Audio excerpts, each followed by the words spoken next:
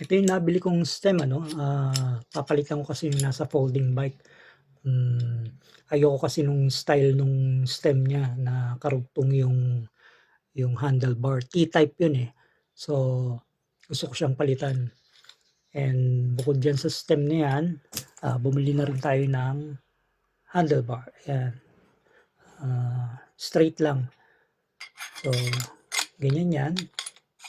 Sakto yan. Ang sukat niya is 25.4.